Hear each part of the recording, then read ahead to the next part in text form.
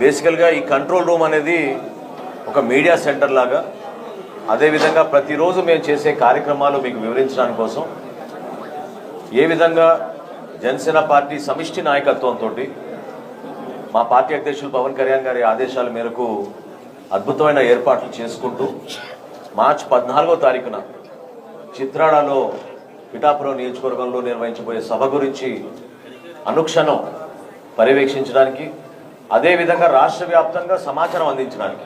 ఎందుకంటే వివిధ జిల్లాల నుంచి 2014 నుంచి పార్టీ కోసం జెండా మోసిన మా జన సైనికులు, వీర మహిళలు ఎంతో కష్టపడి వాళ్ళు కేవలం ఈ సుదీర్ఘమైన ప్రయాణం పవన్ కళ్యాణ్ గారి సిద్ధాంతాలు నమ్ముకుని దేశానికి, రాష్ట్రానికి అంకిత భావంతో పనిచేయాలని యువత అద్భుతంగా ఆ రోజు నుంచి ఇప్పుడు నిలబడ్డారు. వాళ్ళందరికీ ఒక చక్కటి అవకాశం కల్పించడానికి మేమందరం కూడా కలిసి, మా పార్టీ అధ్యక్షులు పవన్ కళ్యాణ్ గారు 11 సంవత్సరాలు ఎన్నో అవమానాలకు గురై ఎన్నో కష్టాలు ఎదుర్కొని జనసేన పార్టీని ఇంత దూరం తన భుజాల పైన తీసుకొచ్చినందుకు కృతజ్ఞత చెప్పుకోవడానికి మొట్టమొదటిసారి జనసేన పార్టీ నుంచి సార్వత్రిక ఎన్నికల్లో ఎన్డీఏలో భాగస్వాములుగా, ప్రభుత్వంలో మేము ఈరోజు భాగస్వాములుగా మాతో పాటు ఉన్న సహచర శాసనసభ్యులు, పార్లమెంట్ సభ్యులు వీళ్ళందరికీ ప్రత్యేకంగా మేము ఇది ఒక చక్కటి అవకాశంగా మేము భావిస్తున్నాం.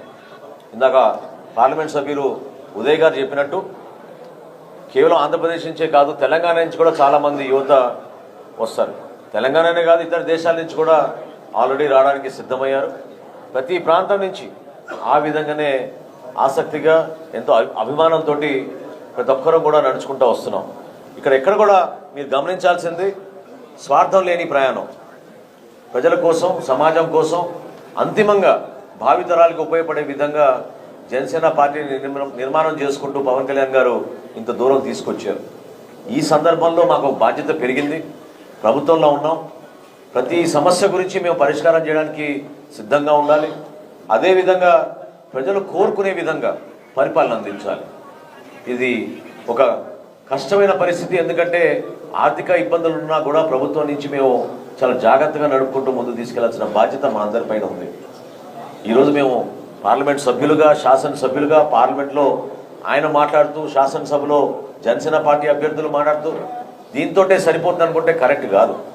రాష్ట్రానికి ఉప ముఖ్యమంత్రిగా ఈరోజు పవన్ కళ్యాణ్ గారు ఆయన పంచాయతీరాజ్ శాఖ నుంచి, అటవీ శాఖ నుంచి చేస్తున్న కార్యక్రమాలు ప్రజల్లోకి తీసుకెళ్ళాలి.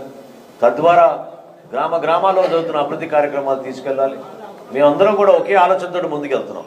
పిఠాపురం ప్రజలకి కృతజ్ఞత తెలుపుకోవడానికి, రాజకీయాల్లో నిస్వార్థం లేని ప్రయాణం చేసే వ్యక్తికి అంత అభిమానంతో ఆదరించి గెలిపించినందుకు ఈ సభని అంకితం చేస్తూ ప్రజలకి మరింత దగ్గరయ్యే విధంగా మేము సిద్ధమవుతాం.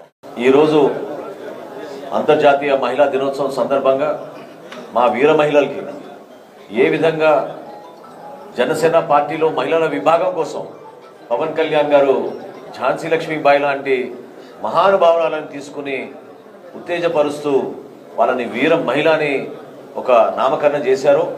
అదేవిధంగా మహిళలకి భద్రత విషయంలో రాజీ లేని పోరాటం, లా అండ్ ఆర్డర్ విషయంలో చాలా బలంగా ఉంటాం, ఎక్కడ కూడా పొరపాటు జరగకూడదని అనేక సందర్భాల్లో మా పార్టీ అధ్యక్షులు పవన్ కళ్యాణ్ గారు చెప్తూనే వచ్చారు. కానీ గతంలో జరిగిన కొన్ని సంఘటనలు ఈరోజు వాస్తవాలు బయటకు వస్తున్నప్పుడు ఒక ఆందోళన ప్రతి ఒక్కరిలోనూ ఉంది. ఆందోళనే కాదు, వాస్తవంగా మహిళా దినోత్సవం సందర్భంగా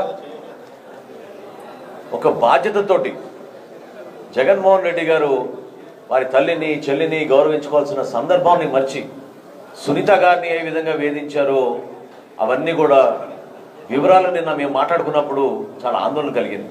ఎందుకంటే సహజంగా వివేకానంద రెడ్డి గారి హత్య విషయంలో ఆ రోజు ఎన్నికల సందర్భంలో సమాచారాన్ని కప్పిపుచ్చడానికి, ప్రజల్ని తప్పుదోవ తీసుకెళ్ళడానికి చంద్రబాబు నాయుడు గారి పైన నిందలు మోపి ఒక ప్రయత్నం ఆ రోజు వీళ్ళు చేశారు.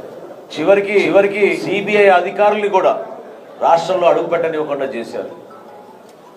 నిన్న మొన్న జరిగిన సంఘటనలు, ప్రత్యేకంగా వాచ్మెన్ రంగయ్య గారి మృతిలో అనేక అనుమానాలు తావుతీస్తున్నాయి.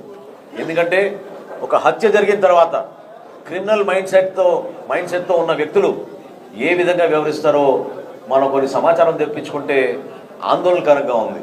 అనేక అనుమానాలు ప్రతి ఒక్కరిలో కూడా కలుగుతూ ఉంది. నన్ను కూడా చాలామంది అడుగుతూ ఉన్నారు, 6 హత్యలు 6 మరణాలు ఏ విధంగా జరిగిపోయినాయి అని. ఒకసారి మీరందరూ కూడా ఆలోచించుకోవాలి. రాష్ట్ర ప్రజానికం వివేకానంద రెడ్డి గారి హత్య తర్వాత ఎవరైతే కీ విట్నెసెస్ ఉన్నారో, ఎవరైతే కుటుంబంలో అంతర్గత విషయాలు తెలిసిన వ్యక్తులైతే ఉన్నారో వాళ్ళందరూ కూడా విచిత్రంగా చనిపోయారు ఈ 2 సంవత్సరాల్లో 3 సంవత్సరాల్లో. దేనికోసం ఈ విధంగా జరుగుతుంది, ఎట్లా జరుగుతుంది, దీని వెనుక ఎవరున్నారు అనేది ఖచ్చితంగా నిర్ధారించాల్సింది ఎంతో ఉంది. ఎందుకంటే లా అండ్ ఆర్డర్ని బలంగా మనం మెయింటైన్ చేయాలి, ఒక నమ్మకం కలిగించాలి, ప్రజల్లో విశ్వాసం తీసుకురావాలి. జనసేన పార్టీ నుంచి నేను చాలా బాధతో చెప్తున్నాను. గతంలో పవన్ కళ్యాణ్ గారు మీటింగ్లు జరపాలంటే ప్రతి మీటింగ్కి థ్రెట్ వచ్చేది. ఈరోజు మీరు పలానా సభ మీరు నిర్వహిస్తే సాయంత్రానికల్లా మీ పైన దాడులు చేస్తాం. జనం సిద్ధమయ్యారని కావాలని అనేక సందర్భాల్లో భయపెట్టిస్తూ ఉండేవారు. సభ నిర్వహణ జరగకూడదని మా నాయకుల్ని హౌస్ అరెస్టులు చేయడం, వాళ్ళపైన భౌతిక దాడులు చేయడం, కేసులు పెట్టించడం, ఒక భయాందోళన వాతావరణం సృష్టించి ప్రజాస్వామ్యాన్ని కూని చేసే విధంగా వీళ్ళు వ్యవహరించారు. అరే, ఒక పొలిటికల్ పార్టీగా జనసేన పార్టీ సిద్ధాంతాల కోసమే నిలబడతాం. పోటీ పడితే మీరు ప్రజాస్వామ్యంలో ఓటర్ దగ్గరికి వెళ్ళి మనం పోటీ పడదాం, అభివృద్ధి గురించి పోటీ పడదాం, సంక్షేమం కోసం పోటీ పడతాం. కానీ మండల గురించి మేము ఎట్లా పోటీ పడతాం? రాజకీయాల్లో మీరు ప్రజాస్వామ్యాన్ని నిలబెట్టాల్సిన బాధ్యత మీరు విస్మరించి 5 సంవత్సరాలు ముఖ్యమంత్రిగా వ్యవహరించిన వ్యక్తి రాష్ట్రానికి ద్రోహం చేసి వరుసగా 6 చనిపోవడం, అందులో వీళ్ళేం వృద్ధులు కూడా కాదు. అభిషేక్ రెడ్డి గారి వయసు ఎంత అంటే 30 సంవత్సరాలు. డ్రైవర్ ఆదినారాయణ ఏ విధంగా చనిపోయారో ఎవరికి తెలియదు. గంగిరెడ్డి గారు, భారతి గారి తండ్రి, 2-3 నెలలు ఆయన హాస్పిటల్లో ఉండి పాపం ఆయన పోయారు.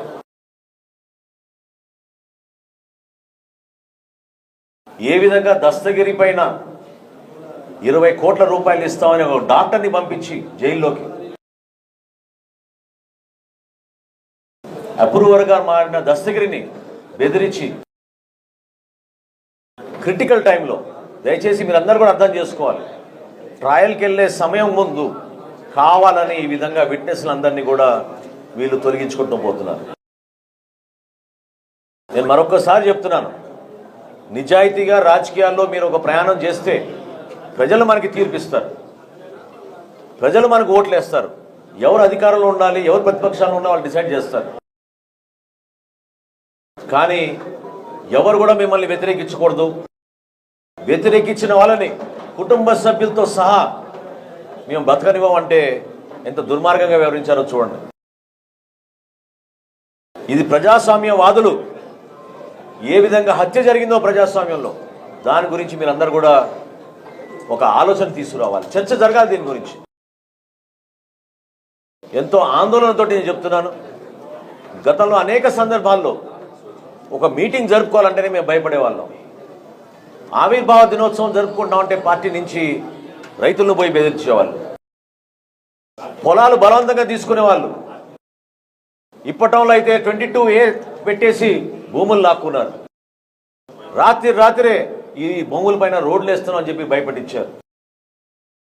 విశాఖపట్నంలో ప్రజావాణి జనసేన నుంచి మేము జనవాణి అనే కార్యక్రమం చేసుకుంటుంటే ఆ కార్యక్రమానికి పవన్ కళ్యాణ్ గారు హాజరవడానికి విశాఖపట్నం వస్తే ఆ రోజు కనీసం కారులోంచి బయటకు వచ్చి అందరికీ నమస్కారం పెట్టుకునే సంస్కారం ఉన్న మన సమాజంలో కూడా ఒక పోలీస్ అధికారి వచ్చి బలవంతంగా ఆయన్ని కూర్చోబెట్టి 3 రోజులు నానా హింసలు పెట్టారు మమ్మల్ని నోవోటెల్ హోటల్లో ఆ రోజున. అంటే ఒక క్రిమినల్ మైండ్ సెట్లో ఉన్న వ్యక్తి ఏ విధంగా వ్యవహరించాడు అనేది తెలుసుకోవాలి. ఈరోజు పరిపాలనలో భాగంగా అనేక సంస్కరణలు తీసుకురావాలని మేము చేస్తున్న ప్రయత్నంలో చేతులు కట్టేసి ఉన్నాయి. ఆర్థికంగా చిన్నాభిన్నం చేసేసారు. కేవలం వాళ్ళ మాధ్యమాలు ఉపయోగించుకుని కావాలని దుష్ప్రచారం చేసుకుంటూ ప్రభుత్వానికి నష్టం కలిగిస్తున్నారు. దయచేసి ప్రతి ఒక్కరిని కోరుతున్నాను, ఈ ఆవిర్భావ దినోత్సవం ఒక పండుగ. కష్టపడి పనిచేసిన మా జన సైనికులు, వీర మహిళలు, వాళ్ళందరికీ ఒక కృతజ్ఞత భావంతో మా పార్టీ అధ్యక్షులు పవన్ కళ్యాణ్ గారు ఏ విధంగా 11 సంవత్సరాలు పార్టీని మోసి ఇంత దూరం తీసుకొచ్చారో, పిఠాపురం ప్రజలు ఎంతో అభిమానించి నిండు మనసుతో ఆశీర్వదించి ఒక అద్భుతమైన మెజార్టీ ఇచ్చి ఆయన ఈ రోజున రాష్ట్రానికి ఉప ముఖ్యమంత్రి చేశారో, మేమందరం కూడా నాయకులుగా ఒక బాధ్యతతోటి జనసేన పార్టీ జెండా ప్రతి గ్రామంలో ఎగిరే విధంగా, ప్రతి జన సైనికుడు, వీర మహిళ తలెత్తుకుని గర్వంగా పనిచేసుకునే విధంగా ఈ సభ ఉండబోతోంది. పవన్ కళ్యాణ్ గారు కూడా అదే విధంగా భవిష్యత్తులో మనం చేయబోయే కార్యక్రమాలు పొత్తు ధర్మాన్ని పాటించుకుని మనం ఏ విధంగా ఒక బాధ్యతతో వ్యవహరించాలి, ఏ విధంగా అభివృద్ధి కార్యక్రమాలు చేయాలి, ఏ విధంగా సంక్షేమ కార్యక్రమాలు చేయాలి, వీటిపైన ఆయన మనందరికీ కూడా ఒక రోడ్ మ్యాప్ ఇస్తారు. ప్రతి ఒక్కరు కూడా మీరందరూ దయచేసి ఆ సభకు హాజరవ్వండి. ఒక అద్భుతమైన కార్యక్రమం చేసుకుందాం. అన్ని విధాలుగా ఏర్పాట్లు చేస్తున్నాం.